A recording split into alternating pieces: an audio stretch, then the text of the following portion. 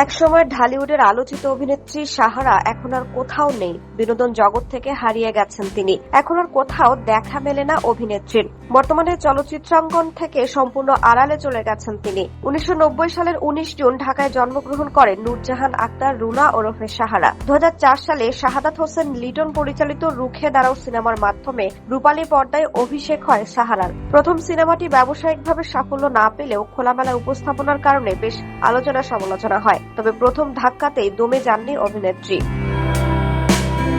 পরের সিনেমা ভাড়াটে খুনিতে নিজেকে আরো সাহসী ও আকর্ষণীয় লুকে পর্দায় হাজির হন। দুর্ভাগ্যবশত দ্বিতীয় সিনেমাটিও মুখ থুবড়ে পড়ে। ক্যারিয়ারের শুরুতেই পরপর দুটি সিনেমা ফ্লপ হওয়ায় অভিনেত্রী নিজের ক্যারিয়ার নিয়ে নতুন করে ভাবতে শুরু করেন। পরবর্তী সময়ে শাকিব খানের সঙ্গে জুটি বেঁধে প্রিয়া আমার প্রিয়া সিনেমার মাধ্যমে দারুণ জনপ্রিয়তা পান। এবার বিষাক্ত চোখ নামে একটি বড় বাজেটের সিনেমায় অভিনয়ের সুযোগ পান সাহারা। এই সিনেমায় রুবেল ও রিয়াজের সঙ্গে জুটি বেঁধে কাজ করেন তিনি।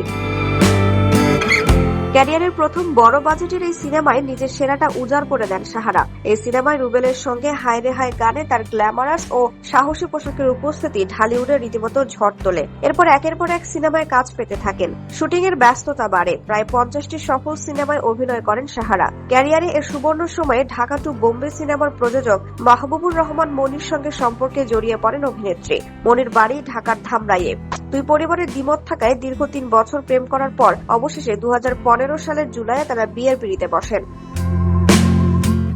পরে তৎকালীন অ্যাকশন হিরো আলেকজান্ডার বোর সঙ্গে জুটি বাঁধেন সাহারা। এই জুটির অর্ডার, লাকি 7 ও ড্যাম কেয়ার সিনেমার মতো অ্যাকশন ঘরানার সিনেমাগুলো দর্শক মহলে দারুণ সাড়া ফেলে। এরপর আর পেছনে ফিরে তাকাতে হয়নি সাহারাকে। বিশেষ করে অর্ডার সিনেমার চন্দ্রিমা গানটিতে আলেকজান্ডারের সঙ্গে সাহারার তোয়ালে পড়া সাহসী উপস্থিতি আলোচনার কেন্দ্রবিন্দুতে আসে। কিন্তু বিয়ের পর পূর্ব পরিকল্পনা অনুযায়ী বিনোদন জগৎ থেকে হারিয়ে যান সাহারা। স্বামী ও সংসার নিয়ে ব্যস্ত হয়ে পড়েন। লাইট ক্যামেরার আলোর ঝলকানি ছেড়ে সংসারী হয়ে যান। সাহারাকে এখন আর কোনো রূপালী পর্দা কাঁপিয়ে দর্শক মাতাতে দেখা যায় না। কোনো অনুষ্ঠান কিংবা তারকাদের আড্ডায় দেখা যায় না। লোকচক্ষুর আড়ালেই আছেন দর্শক মনে।